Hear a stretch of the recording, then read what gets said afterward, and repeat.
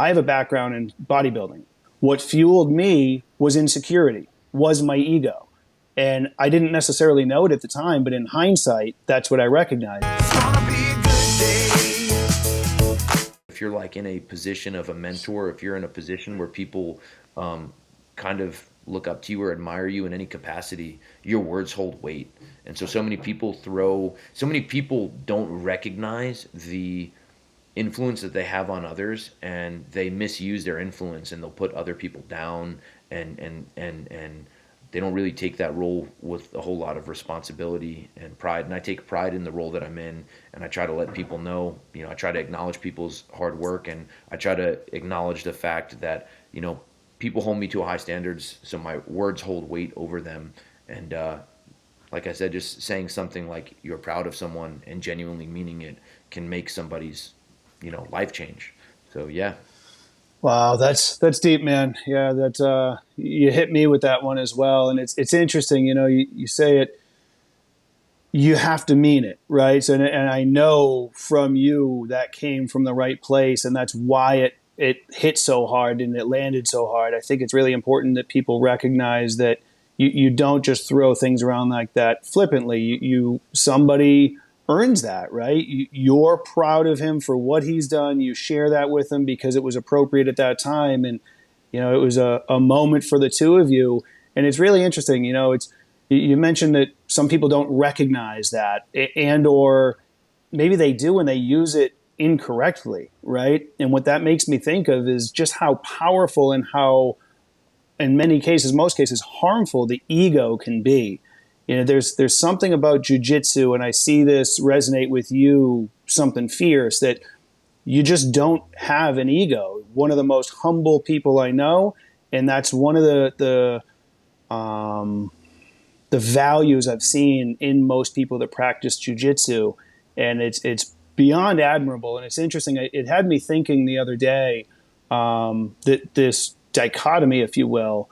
I have a background in bodybuilding.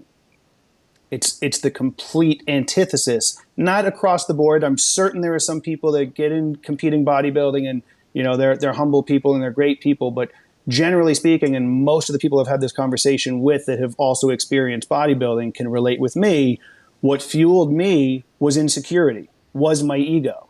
And I didn't necessarily know it at the time, but in hindsight, that's what I recognized. It was putting myself through something to be able to get those compliments and get that feedback.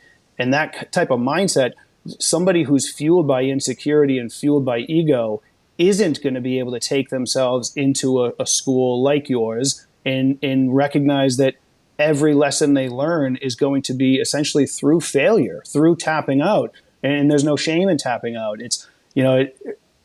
It's taken a lot of work for me personally to get past all that stuff, but I think it's important that I share that story because I don't think everybody I know recognizes that about me.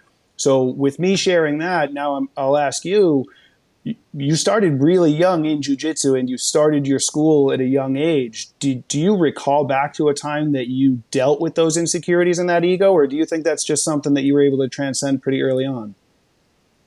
No, I definitely think that I had an ego, and I think that in some degree, the ego's there. You have to acknowledge it, and so you got your shadow side, your dark side of your ego, and then you have like your positive side, and you have to acknowledge both because they're both existent. Yeah. And I think that for me personally, I walked around through my youth like a tough guy, and I I was the guy that everyone said could fight, but that was just because of stories. No one had actually ever seen me fight, or not that many people had seen me fight. Mm-hmm. And so you kind of have this like armor that is uh, not real. It might sound real and look real, but it's not.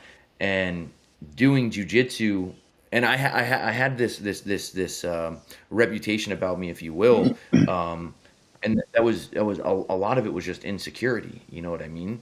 And when I started training jujitsu at 18, certainly that's the other aspect of it too. And I'll try to connect my points here.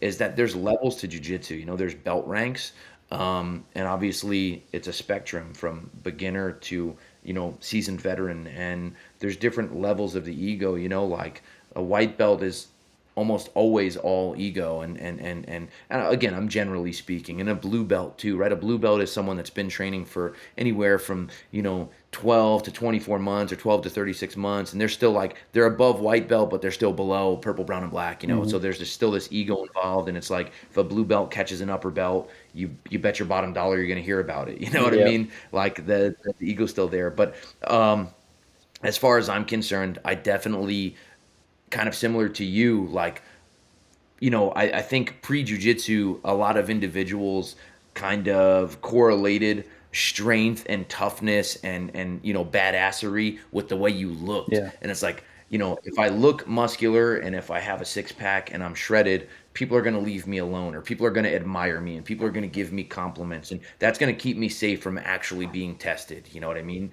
And the same thing with jujitsu in a sense. Um, I think I definitely had an ego when I got started. But I'll tell you what, it's a very humbling sport.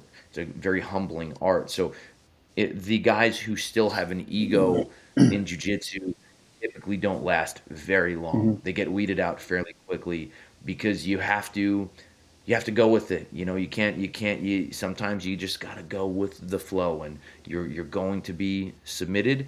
And if you react with the ego, your brain's going to take over, your mind's going to take over and be like, yeah, but I could have punched him in the you start to come up with all these things that you could have did. It's like, yeah, I could have did that to you too. You know what I mean? So it's like it cancels out. So you do like there's definitely ego involved, and I definitely had an ego, and the mats undoubtedly made me more humble.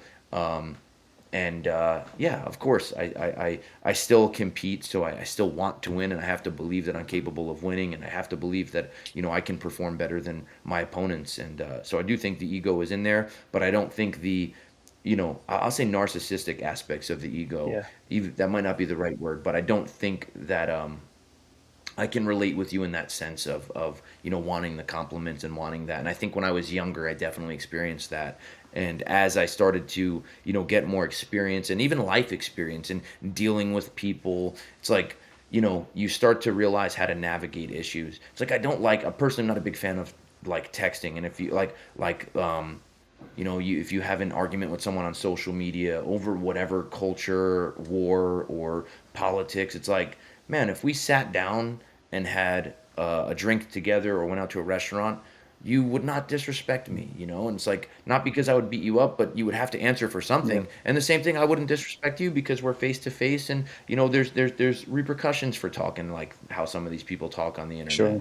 And so I know that was a long-winded answer, so my No, I apologies, but love it. I definitely think it was inherent in the beginning of me doing jujitsu. Yeah, no, I love it. Don't ever apologize for going on too long. I like what you have to offer, and I'll call myself out. We've got a lot of mutual friends that go to your school, and I've expressed interest for a while. I'd love to actually get my kids over there as well, but I know I personally could still really benefit from that. It's kind of that concept in this is going a slightly different direction, but same concept, if you will. That idea of it's better to be a warrior in the garden than a gardener in war, right? Being prepared, knowing how to handle yourself, just gives you this sense of confidence, and it really does get you past that insecurity in that aspect of the ego there. And I'm going to put myself out there and say that I'll be getting my butt over to your gym a little bit to get some of that experience, get a little humble pie, and have to tap out. Um, so here's another thing that comes to mind is I really admire this aspect of you and what that skill set does for you. Not that you ever go out looking for problems, but I know in Beacon there have been some incidences that you've stumbled upon where you've essentially given somebody an opportunity to make a better decision and they didn't, and you've had to handle it. If you want to tell us some of those stories. Jiu-jitsu definitely makes you physically capable with confrontation. No doubt about it, or at least it has the ability to do so. A specific story from Beacon was we had gone out to eat after a training session, and there's a gentleman where we live, the city of Beacon, and he's a couple years younger than me. He's a fairly big gentleman. He's maybe like 6'2", 250, 260, and he's a troublemaker. He's like a he's lost. He's a lost soul. He's always drunk in public. And we had gone there after a Saturday class. We had gone out to lunch, a couple of my students and myself. And as we were paying, we started to see a like altercation break out. And one of the individuals in the altercation, it was just verbal at this point. One of the individuals in the altercation was someone that I went to high school with that is nerdy, if you will. That's the best way to Mm-hmm. put it. He's a quiet, very introverted individual. He works as a cook in one of the restaurants in Beacon that I frequent. So I would see him, and it's like I went to high school with him, and after all the times he sees me, he's just so socially introverted. I'm like, "Hey, how you doing, brother?" And it's like, "Hi." It's like it's just a person that's quiet and introverted, and there's nothing wrong Yep. with that. And this obnoxious individual was just like messing with him. And so I ran outside, and the gentleman who I went to high school with was like, "I'm sick and tired of you harassing me every day, every day." And he had just hit his breaking Yeah. point, right? And so the more physically imposing individual, and bullies typically will pick on people that they can, impose their physical attributes on. And so I got in between them. I put my hands up in between them, and the gentleman who was being aggressive. He's bigger than me. He didn't even consider me as a threat. He just had tunnel vision. So I told the gentleman I went to high school with, I was like, "Man, keep walking away. Don't worry about it. He's not going to follow you. Keep walking away." And so he turned his back, and the gentleman, the aggressor, went to go forward. And so I dropped down. I single legged the individual, which single leg takedown. I put him down on the concrete on the sidewalk. I grabbed his hands. I pinned him to his chest, and I went to a position called neon belly. And he was talking smack from the bottom, and he's like, "Get off of me, or you're gonna make me madder." And I said, "I will get off of you when you are calmed down." And he goes, "Okay, I'm calm."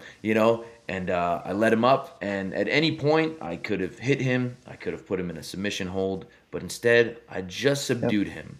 And part of that comes with the experience that I had. If I was maybe 10 years younger, I might have made a boneheaded decision and hit this Sure. guy. For what point? I had no reason to. I just controlled him. Totally subdued him. There was nothing he could do. And that's one time where I've had to use jujitsu in public. And yeah, I was a very good call. Yeah. Amen. I love everything about that story because I think it goes to your character, but also the whole concept of what jujitsu is that you're not doing it to harm somebody else. I mean, you can if you want to, if you want to use it for the wrong reasons, right? Sure. Or not even necessarily the wrong reasons. If it got to that point and it was necessary, you could. But I think that's the best thing that possibly could have happened in that circumstance. I guess the next best thing, and I'll pray for his soul. I know you said he's a lost soul. How nice would it be if he could kind of come to and have his awakening moment and recognize, wow, maybe I could use some help and get to EGA and come get some training and really make that go full circle. Maybe not likely, but we'll pray that can happen. I got joy in the sadness, joy in the pain. Nothing keeps me down when I get